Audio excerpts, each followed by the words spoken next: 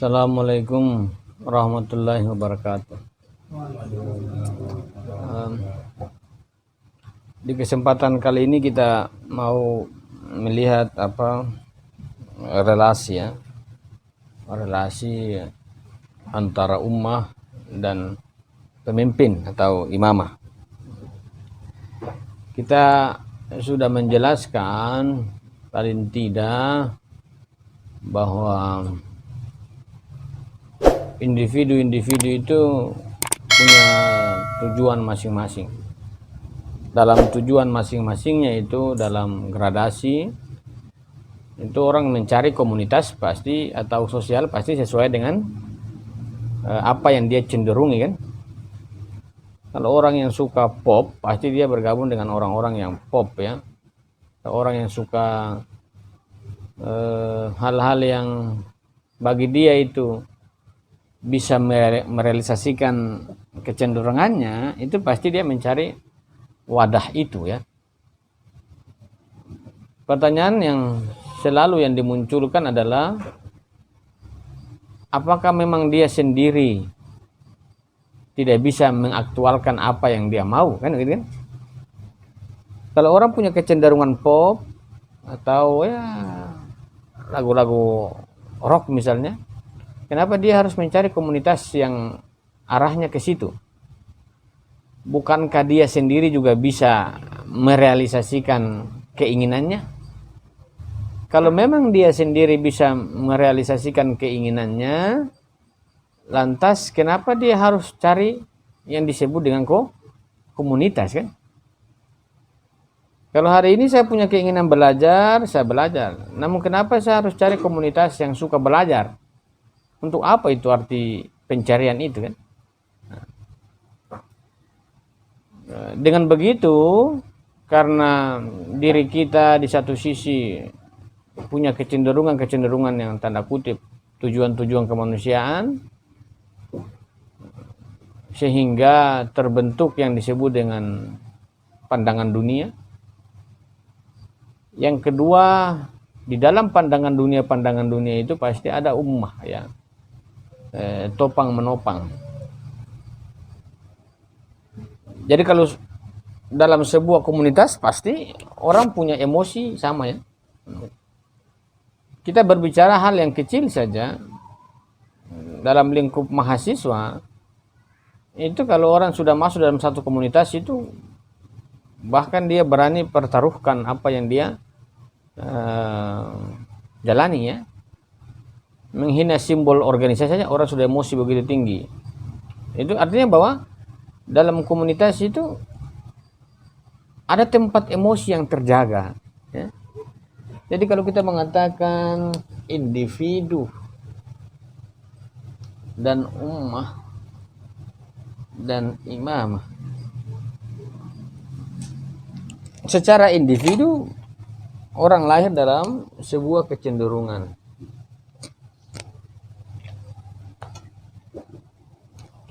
individu ya. Individu yang akan membentuk sebuah ini pandangan dunia.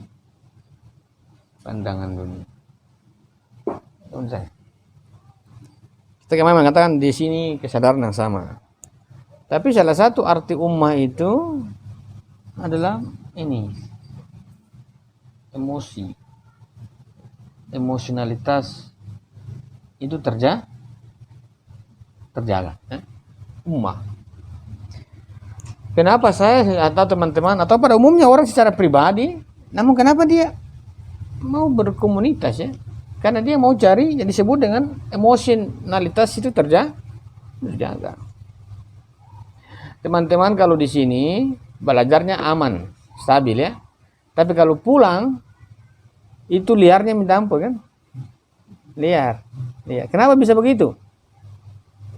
Padahal kalau kita berprinsipil secara individu sebenarnya kita stabil terus ya. Stabil.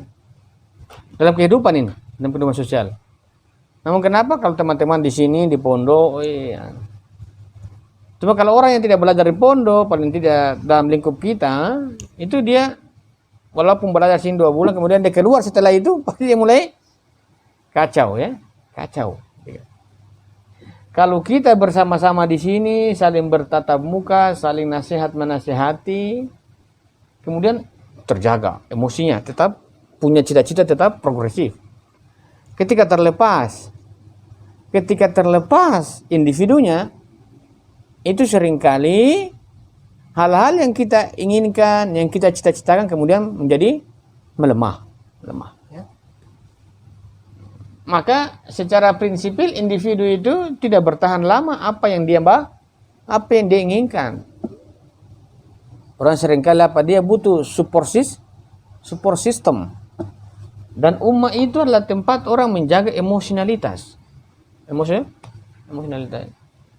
Kalau kita mengatakan bahwa ummah itu adalah menjaga emosionalitas dengan sebuah cita rasa yang sama, tujuan yang ingin dikehendaki itu sama, sehingga apa yang dia inginkan di sini terjaga.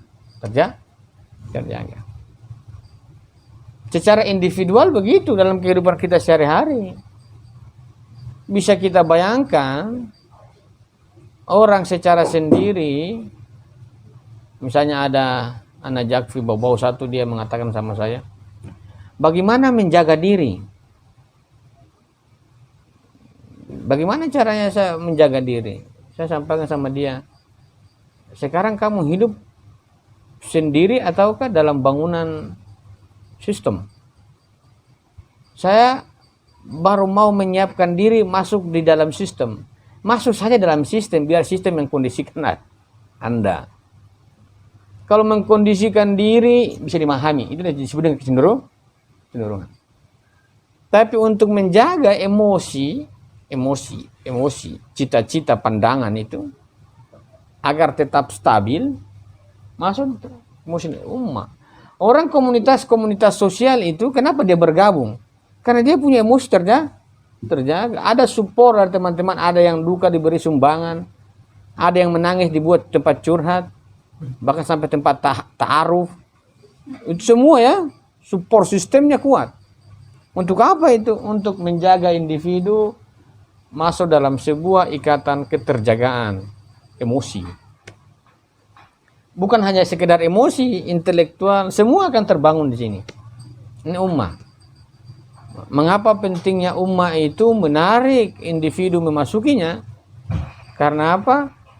Karena kemungkinan dari ummah itu segala bentuk ide-ide, bentuk cita-cita, perjalanan dan keinginan itu bisa termantapkan secara terarah, punya orientasi dan lain sebagainya. Karena hidup di lingkungan sosial itu pasti ada pengaruh mempengaruhi. Teman-teman kalau di sini di pondok itu masih pengaruhnya masih bagus-bagus. Tapi sebentar teman-teman sudah di kos-kosan, masuk di sana Maktab Makassar, pengaruhnya beda lagi ya. Irisannya beda. Beda itu ya, irisannya beda. Artinya bahwa kenapa? Untuk mencapai tujuan cita-cita individu yang digagas dalam artian kesempurnaan diri itu butuh apa? Pengaruh saling mempengaruhi. Di realitas sosial itu pengaruh dan saling mempengaruhi itu sangat kuat. Nah, kalau kita berada dalam sebuah ikatan relasi kesadaran yang sama, maka pengaruh saling mempengaruhi itu kemungkinan bisa terjadi dan membangun sebuah visi yang terus terarah. Tapi jangan dikata kalau pengaruh itu di luar pengaruh yang lain, maka bisa juga disorientasi itu terbangun. Maka ummah itu adalah posisi keterjagaan emosionalitas. Di samping itu, dia membangun sebuah apa? Dukungan, saling bahu membahu dalam apa? Interaksi, saling mempengaruhi. Dalam sosial begitu. Karena individu satu sisi dia pasti pengaruh dari lingkungan. Jadi komunitas itu, ummah itu sebagai sebuah masyarakat Islam, sebuah komunitas yang punya pengaruh, yang pengaruhnya dalam interaksi itu tidak lain kecuali merumuskan, mewujudkan tujuan individu yang dia gagas. Lantas kita bertanya, apa arti sosial dan ummah dalam arti ummah itu? Semua kepentingan-kepentingan dan tujuan individu di dalam sosial itulah yang dia dapatkan. Orang yang melepaskan diri dari teori ummah atau sosial, tujuan yang dia gagas secara individu, dia tidak akan wujudkan. Karena untuk mewujudkan sebuah cita-cita, pikiran atau ide yang dia bangun, dia butuh sebuah kekuatan interaksi pengaruh dari yang lain. Misalnya sederhana saja. Tanya Khadijah saja. Dia di kosan sana, dia punya semangat belajar naik apa tidak. Dia ditanya, ya. Pengaruh itu bisa mempengaruhi. Teman-teman kalau berkumpul begini kan semangat pengaruh, ya, pengaruh. Teman saja kalau yang tidak punya frekuensi yang sama, down, ya, down. Yang punya frekuensi yang sama juga down kok, ya, down.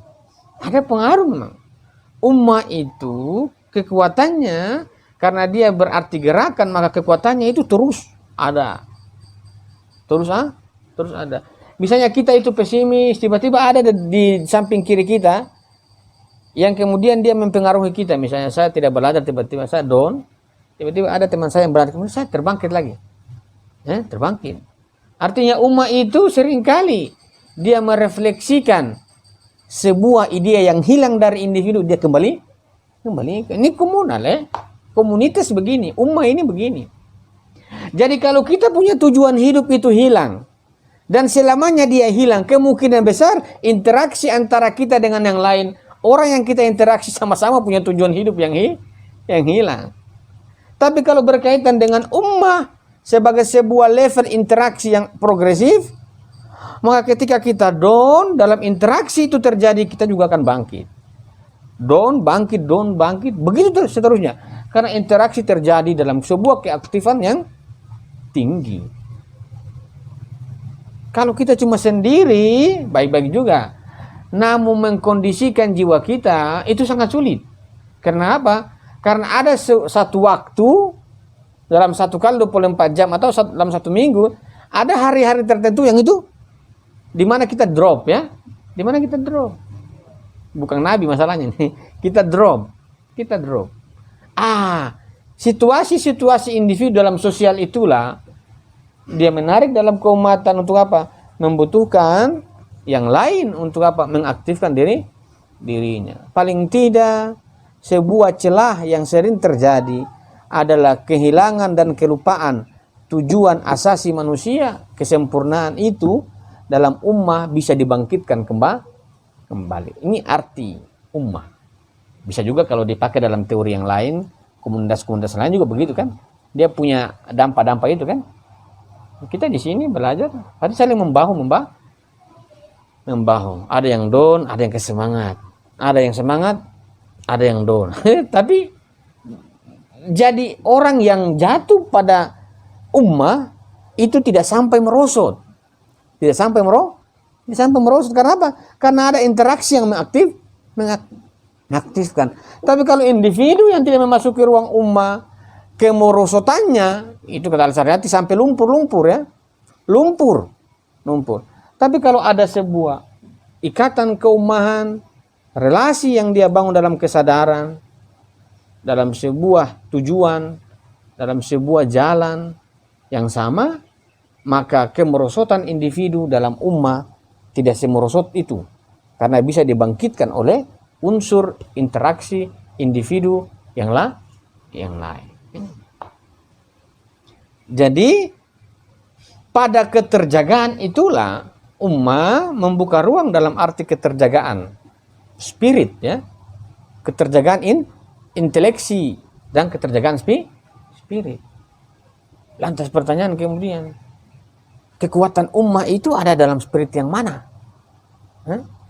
Kalau individu itu masuk dalam ummah dan kemudian ummah itu bisa menjaga spirit dan inteleksi individu dalam sebuah perjalanan kehidupan sosialnya yang dia harus wujudkan, pertanyaan kemudian, ummah itu kekuatannya di mana?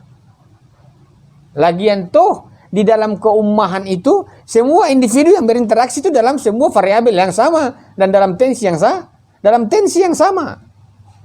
Kalau dalam tensi yang sama kita saling dukung-mendukung, bahu-membahu dalam perjalanan kehidupan manusia,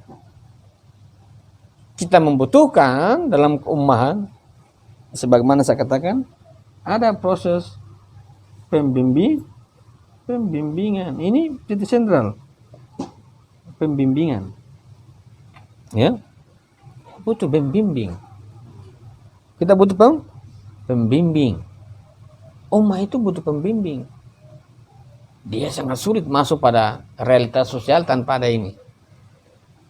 Pembimbing. Artinya bahwa ada sebuah nilai totalitas pengorbanan. Nah ini. Al-Syariati dalam bukunya dia mengatakan bukan hanya sekedar kesadaran teologi bukan kesadaran ikatan ummah itu dalam tingkatan yang tinggi dikatakan ideologi dan kesadaran keyakinan, bukan hanya itu ada yang lebih kuat dari itu menurut dia. Walaupun itu pada taraf tertentu dia tinggi, tapi ada yang paling kuat yang bisa menguatkan orang, mengikat semua ketika dia meletakkan itu dalam arti sejarah. Dan inilah yang dikatakan dengan tanggung jawab.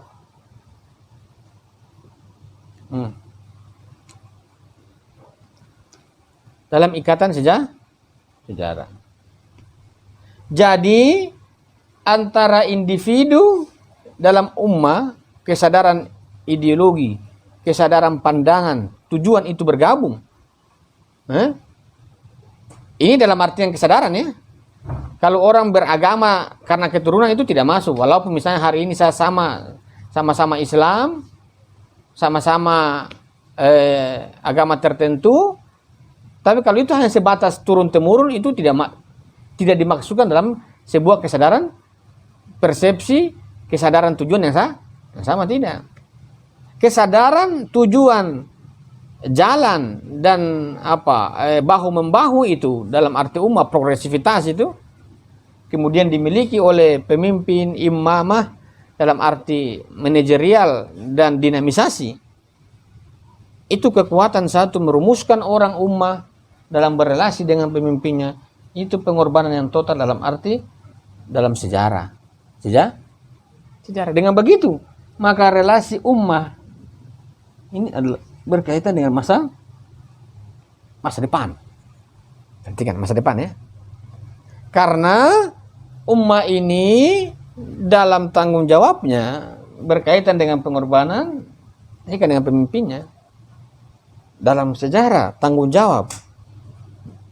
Maka antara ummah dan imamah itu berkaitan dengan masa depan. Masa depan, berarti kan masa depan. Jadi ada orang kok dalam artian mengikuti pemimpin. Makanya itu yang kemudian dalam bahasa agama disebut dengan apa? Wasilah, rasul dan lain sebagainya. Yang kita anggap orang-orang yang punya kelayakan untuk diwasilahkan. Itu relasi ummah itu dalam arti masa depan. Masa depan ya. Bukan dalam artian berwasilah kemudian ingat masa lalu, tidak. Orang yang berwasilah dalam artian kenabian itu ikatannya masa depan. Bukan dalam arti masa lalu, tidak, tapi ikatannya kenapa? Dia berkaitan dengan kesempurnaan diri. Kesempurnaan diri ini kan bukan masa lalu. Namun kesempurnaan diri ini bisa ditemukan ketika diletakkan dalam sebuah fase pengorbanan yang totalitas. Karena dalam totalitas itu tanggung jawab yang dilakukan dalam frekuensi yang sama untuk menyambut masa depan. Inilah yang dikatakan apa? Setiap umat itu harus penantian kan? Penanti dong ya. Tapi penantian umat itu karena masa depan sejarah berkaitan dengan pemimpinnya. Itu menanti ya. Menanti itu bukan orang melamun ya. Kamu kenapa deh? Saya menanti orang yang datang. Tidak begitu, menanti itu. Ummah lagian tuh sekarang kabur. Siapa pemimpin kita sekarang kabur? Kabur kan? Kabur. Yang sekarang kalau saya belajar ini hanya fungsi-fungsi pemimpin, bukan pemimpin saya ini. Begitu juga yang lain. Tidak ada pemimpin dalam arti begitu. hanya fungsi-fungsi saja. Tapi dalam artian sosial, Al-Syariati menuduhkan orang semua dalam setiap level menginginkan yang disebut dengan pahlawan. Setiap level sosial itu orang ingat siapa sosok saya, itu inginkan. Kita taruh pada dasar ini, kita hampa dalam kepemimpinan. Kosong ya. Kalau saya tanya, Saleh siapa? Saya juga bingung. Presiden. Kalau presiden, negara itu saya. Ini saya tidak bicara negara. Saya bicara kepemimpinan spiritual, kepemimpinan intelektual, dan kepemimpinan moral. Maka itulah masa depan. Kalau ikatan dengan pemimpin itu tidak terkait dengan masa depan, maka pasti sudah jelas. Ada yang disebut dengan pemimpin masa kini kan? Pemimpin masa kini itu bukan dalam artian pemimpin yang sebenarnya. Itu hanya pemantik-pemantik dan mengorientasi manusia. Kalau kita, misalnya guru kita, apakah itu pemimpin? Itu hanya pemantik-pemantik masa depan saja ya. Pemantik, suruh belajar, suruh sholat, itu namanya pemantik. Tapi itu bukan dalam kaitan dengan pemimpin. Itu hanya menjalankan fungsi pemimpin, atau kita bisa mengatakan mungkin pemimpin yang relatif ya. Pemimpin yang relatif. Itu berkaitan dengan masa depan. Itu pasti berkaitan dengan pemimpin yang masih dicari. Maka diletakkanlah dalam sejarah dalam arti penantian. Arti penantian dalam arti ummah itu bukan yang sebagaimana saya katakan, kita duduk begini misalnya ada yang kabari. Nanti jam 10 saya datang ke situ ya. Bisa tunggu depan rumah. Ada kiriman, saya kirim lewat pos. Kiriman apa ini? Oh itu bukan menanti namanya. Menanti itu dia cuma kasih tahu bahwa dia datang. Dan datangnya juga kita tidak tahu kapan. Saya akan datang di satu kala waktu, tapi saya tidak tahu kapan datangnya. Waktunya tidak. Jadi kita pusing sendiri ya. Kayak misalnya bahasa agama, nanti akan terjadi kiamat. Kapan kiamat? Tidak ada yang tahu. Kita bingung kapan kiamat. Tiba-tiba sebentar kiamat. Jadi apa? Jadi penantian itu adalah kondisi jiwa manusia dalam berkaitan dengan pemimpin dalam orientasi masa depan, itu dalam sebuah keterjagaan aktif namanya. Kalau orang menanti ini bukan menanti begini melamun. Ini namanya melamun ya, bukan menanti. Pegang dagu baru goyang-goyang kepala. Itu melamun. Menanti itu adalah aktivitas subjek dalam menjemput pemimpinnya. Namun dalam aktivitas subjek dalam menjemput pemimpinnya itu dalam sejarah tanggung jawab. Jadi hari ini dalam kekosongan kepemimpinan dunia umat manusia dalam masyarakat Islam berada dalam apa? Fase tanggung jawab. Fase tanggung jawab. Kalau fase tanggung jawab artinya apa? Fase kewajiban. Akbar cuci piring. Aduh, cuma saya terus tidak. Fase kewajiban sekarang. Lakukan saja ya. Total itu ya. Total. Bukan karena dilihat-lihat. Ada yang lihat baru total. Tidak ada yang lihat malah. Enggak. Masa depan itu abstrak. Abstrak. Tapi dalam masa depan itu yang kita mau sasar, dia menuntut sebuah tanggung jawab. Tanggung jawab itu berkaitan dengan apa? Kewajiban individu dalam meletakkan di sejarah dalam totalitas dan pengorbanan. Itulah bentuk pengabdian, penantian dia. Siapa yang paling menanti, dia itu yang sebenarnya paling progresif. Siapa yang paling menanti, sebenarnya orang-orang itu yang ingin bertemu dengan pemimpinnya. Karena apa? Al-Syariati mengatakan keinginan pemimpin itu semua dalam fase keinginan. Jadi selain kita menginginkan pemimpin dalam mengarahkan kesempurnaan, kita ingin mewujudkan kepemimpinan itu dalam arti apa? Menjaga kesucian diri manusia. Maka penantian itu diletakkan dalam ikatan umat dan pemimpin. Salah satu role-nya penjagaan diri. Kalau kita melepaskan sebuah titik penantian dalam keaktifan sosial, seringkali diri merosot ya, bagi saya menarik karena apa? Dalam artian penantian itu adalah keaktifan individu dalam pembuktian. Kalau sudah ada pemimpin kemudian saya bergerak, itu lain. Tapi ini kekosongan dalam artian saya dan teman-teman juga bingung. Siapa pemimpin Islam? Kira kan kita bingung sekarang tuh. Adakah yang bisa menunjukkan siapa pemimpin Islam kita? Ada tidak? Tidak ada yang tahu. Raja Salman, pemimpin Islam, saya juga belum bisa menentukan. Syed Imam Ali Khamenei apakah pemimpin Islam?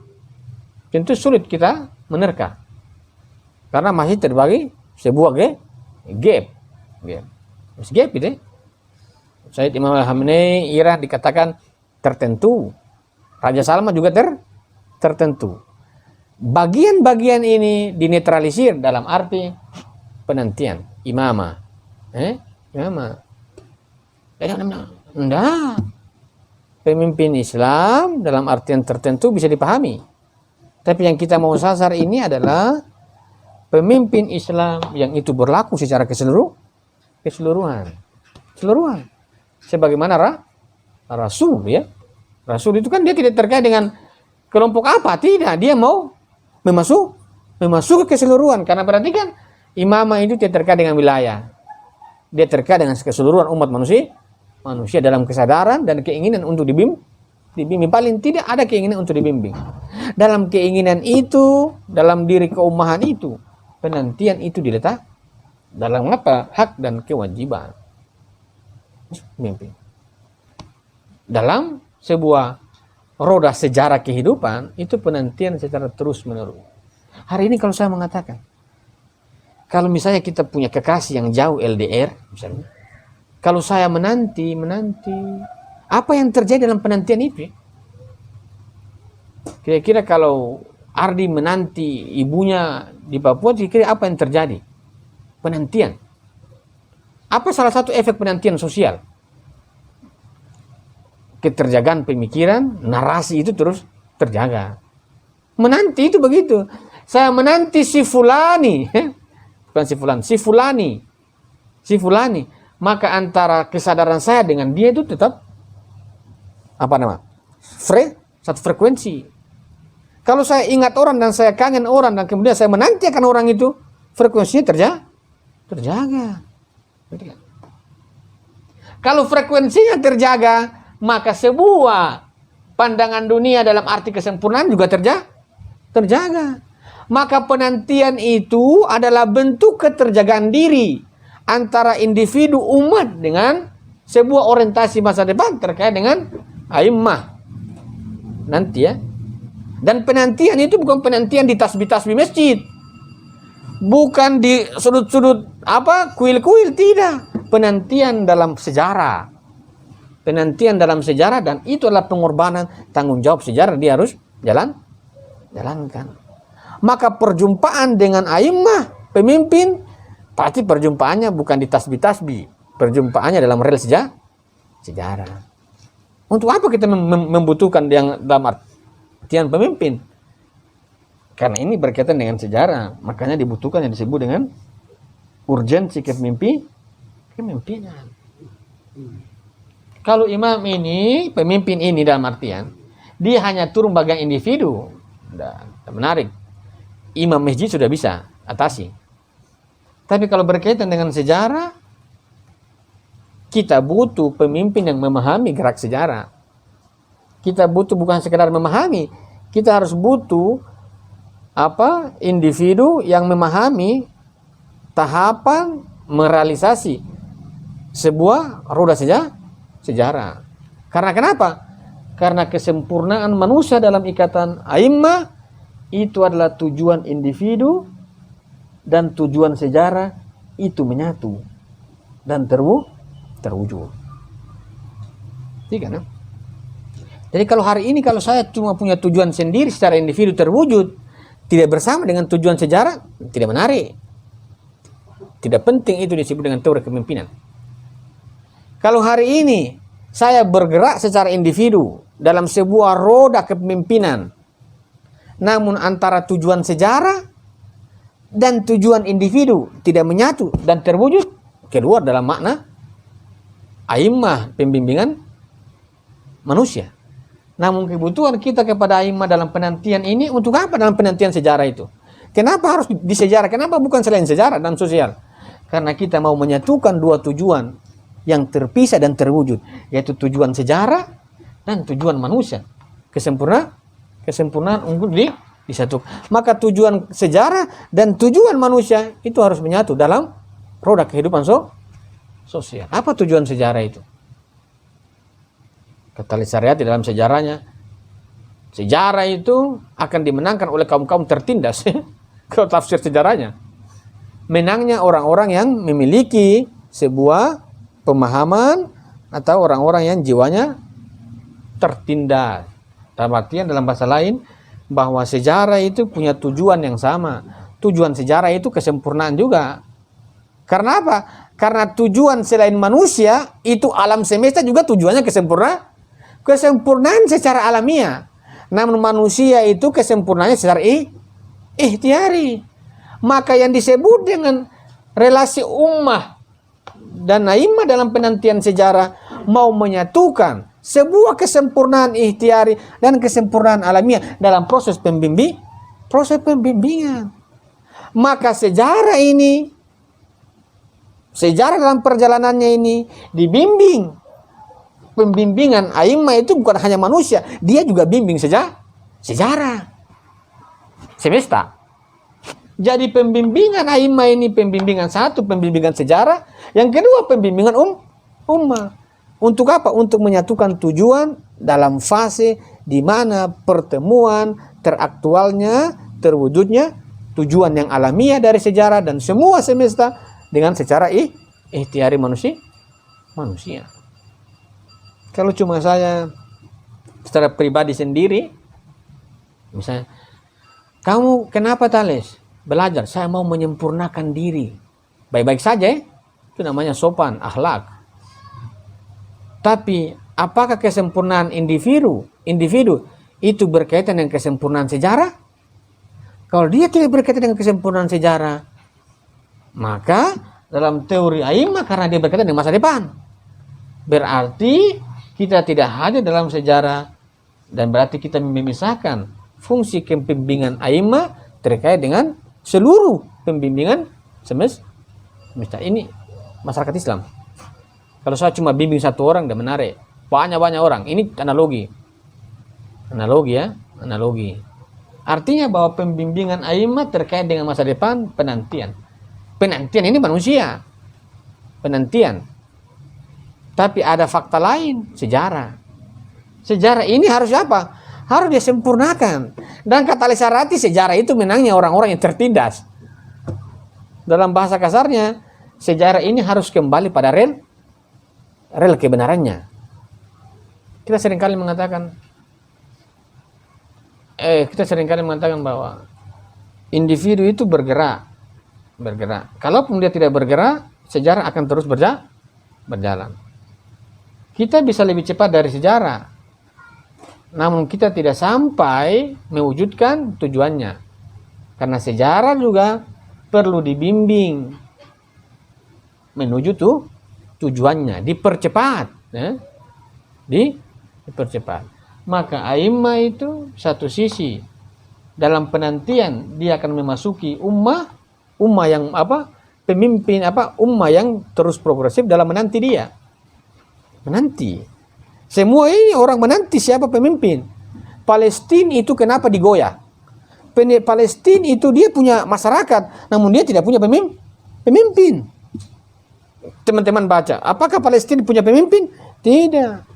Dia punya masyarakat Palestina, cuma dia tidak punya pemimpin, makanya diobrak-abrik dengan begitu mudah. Sekarang Palestina itu adalah negara yang tidak punya pemimpin, tidak diakui lagi ya. Bukan tidak diakui, tidak ada memang. Siapa pemimpin Palestina?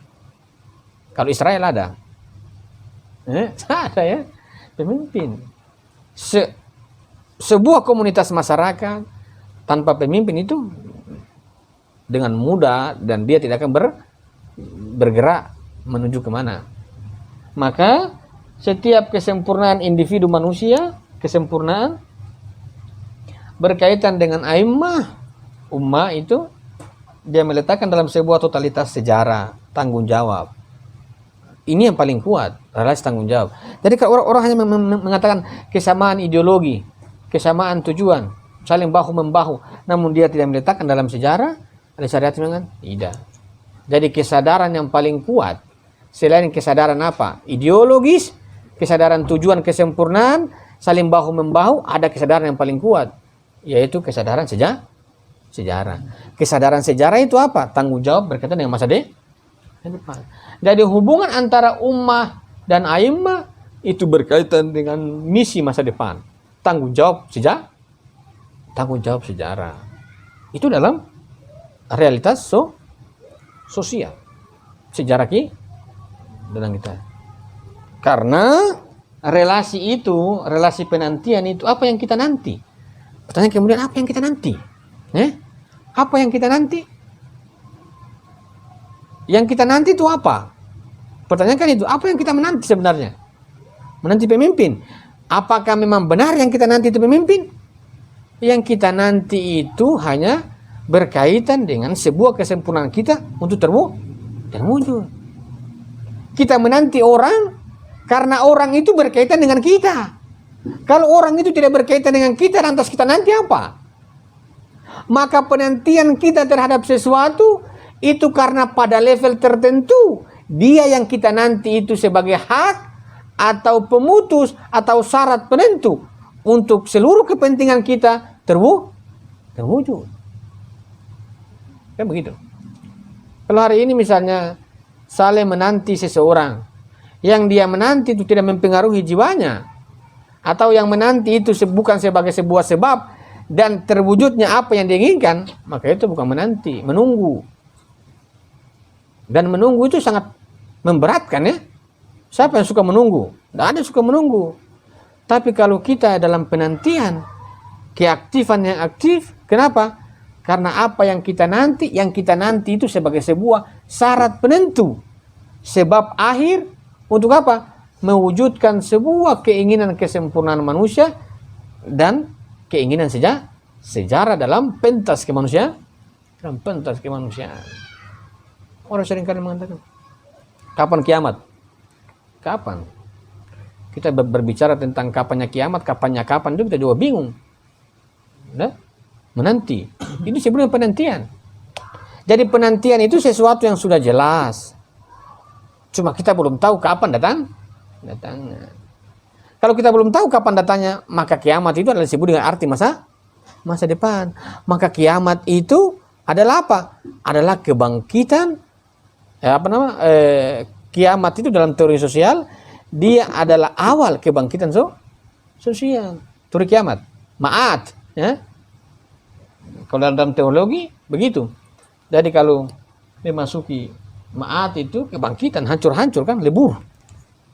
Untuk menjadi manusia yang atau kelompok-kelompok sosial yang baru, apakah di dunia atau di yang lain itu lain. Tapi kita melihat bahwa antara ummah dan ini dalam rel sejarah itu penantian. Penantian itu perlu sebuah keaktifan. Dan dalam penantian itu perhatikan pengorbanan itu yang kita nanti adalah ini sebagai titik sentral untuk menyempurnakan diri manusia baik intelek, spiritualitas, dan itu berkaitan dengan apa? Penantian diwujudkan dalam sebuah tanggung jawab. Jadi hidup kita dalam kekosongan begini, dalam pencarian sebuah kepemimpinan itu berkaitan dengan sebuah fase tanggung jawab. Zaman sekarang itu zaman tanggung jawab, bukan zaman meminta-minta hak. Karena hak itu kita akan dapatkan sebagai kesempurnaan diri kan. Namun kita perlu meletakkan sebuah fase tanggung jawab, dan itu berkaitan dengan sejarah. Kezaliman, kemunafikan, apalagi kebobrokan itu dihadapi dalam ruang sejarah. Maka penantian ummah itu penantian sejarah berkaitan dengan masa depan. Untuk apa? Untuk menunggu pemimpinnya mengaktualkan seluruh pengejawantahan keinginan diri, spiritual, moral, intelektual dalam kehidupan sosial kita. Lantas pertanyaan kemudian, sekarang kita bagaimana? Lagian tuh kita dalam penantian. Penantian. Maka apakah individu itu dalam geraknya sekarang kita berkaitan dengan pemimpin, lantas pemimpin kita yang sekarang yang mana? Karena dia mau berkaitan dengan sebuah masa depan dan penantian. Lantas kalau saya mau masuk masa depan sejarah, lantas sekarang saya juga belum ada yang disebut dengan skenario kepemimpinan. Dan saya mau bergerak bagaimana? Lagian itu kalau saya bergerak dalam tanda kutip tidak dalam arti kepemimpinan, itu pasti fitrah bisa melenceng. Lantas sekarang saya harus bagaimana dalam sebuah ketiadaan kegaiban, dalam melihat sebuah penantian. Al-Syariati mengatakan figur-figur yang muncul dalam pentas sejarah manusia sejauh ini yang dia ukur dari Rasul, sahabat-sahabat dan keluarganya, itu adalah figur-figur yang dijadikan sementara sebagai panutan untuk menyongsong sebuah kepemimpinan dunia, kepemimpinan masyarakat Islam. Jadi tawasul saja sekarang kerja kita. Tawasul bagus saja. Salawat turun begitu. Karena kan figur dalam sejarah. Jadi untuk mengenal sosok paling tidak sosok sejarah di bawah. Rasul paling tidak, sahabat-sahabatnya, kemudian keturunan-keturunannya, ini adalah disebut dengan figur dalam dunia Islam. Untuk apa? Untuk membangkitkan jiwa dalam keumahan, menemukan yang disebut dengan a'immah. Imamah dalam arti konkret. Imamah dalam arti konkret, itu berarti fisiknya adalah manusia. Kapan? Jalani saja. Di mana? Jalani saja. Terus saja. Itu dalam artinya kelayakan intelektual, spiritualitas dan moralitas itu dibangun. Sekian, assalamualaikum warahmatullahi wabarakatuh.